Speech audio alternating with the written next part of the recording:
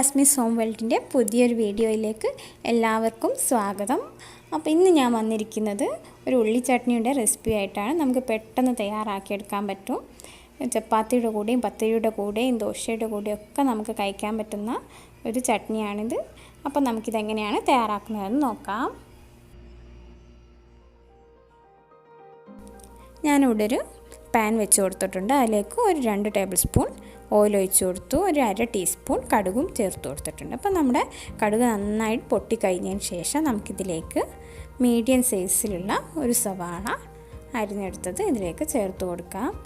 സവാള നമ്മൾ ഒരുപാട് നൈസായിട്ട് അരിയേണ്ട ആവശ്യമൊന്നുമില്ല. ഇതുപോലെയൊക്കെ അരിഞ്ഞെടുത്താൽ മതി. നമുക്കിത് നന്നായിട്ടൊന്ന് ഇളക്കി കൊടുക്കാം.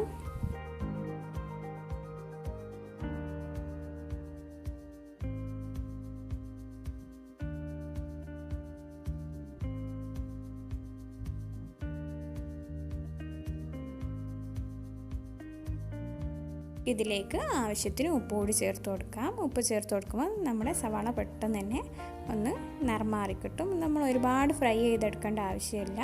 ഇത് പെട്ടെന്ന് ജസ്റ്റ് ഒരു കളറ് മാറിയാൽ മാത്രം മതി നമ്മുടെ സവാള. അതിനുശേഷം നമുക്ക് ബാക്കി കാര്യങ്ങൾ ചെയ്യാം.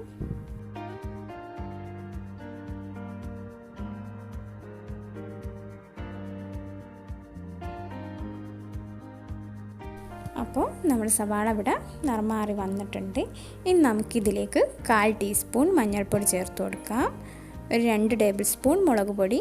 ഇതൊരു 3 ടേബിൾ സ്പൂൺ വരെയൊക്കെ നമുക്ക് വേണമെങ്കിൽ ചേർത്ത് കൊടുക്കാം. ഞാനിപ്പോൾ 2 ടേബിൾ സ്പൂണാണ് ചേർത്ത് കൊടുക്കുന്നത്.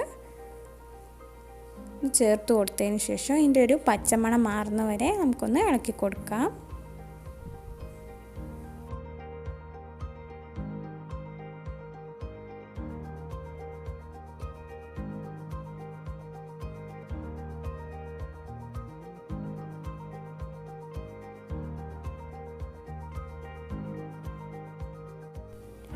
അപ്പോൾ മുളക് പൊടിയുടെയും മഞ്ഞൾപ്പൊടിയുടെയും ഒക്കെ പച്ചമണമൊക്കെ മാറി വന്നിട്ടുണ്ട്. ഞാൻ ഫ്ലെയിം ഓഫ് ചെയ്യാണ്.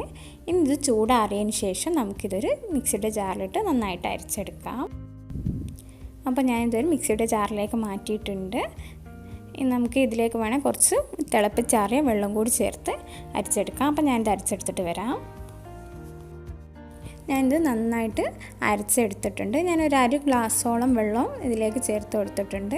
നമ്മൾ ചേർത്ത് കൊടുക്കുമ്പോൾ തിളപ്പിച്ചാറിയ വെള്ളം മാത്രമേ ചേർത്ത് കൊടുക്കാൻ പാടുള്ളൂ. ഇതിലേക്ക് ഒരു 1.5 ടേബിൾ സ്പൂൺ പച്ചവെളിച്ചെണ്ണ കൂടി ചേർത്ത് കൊടുക്കാം. നന്നായിട്ട് മിക്സ് ചെയ്യാം. ഈ ഒരു പച്ചവെളിച്ചെണ്ണ ചേർത്ത് കൊടുക്കുമ്പോഴാണ് നമ്മുടെ ഈ ചട്നിക്കൊരു പ്രത്യേക ടേസ്റ്റ് വരുന്നത്.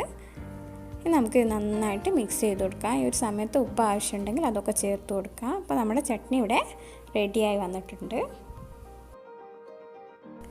തീർച്ചയായും എല്ലാവരും ഈ ഒരു റെസിപ്പി ട്രൈ ചെയ്ത് നോക്കുക. ഈ ഒരു വീഡിയോ നിങ്ങൾക്ക് ഇഷ്ടമായെങ്കിൽ ലൈക്ക് ചെയ്യുക.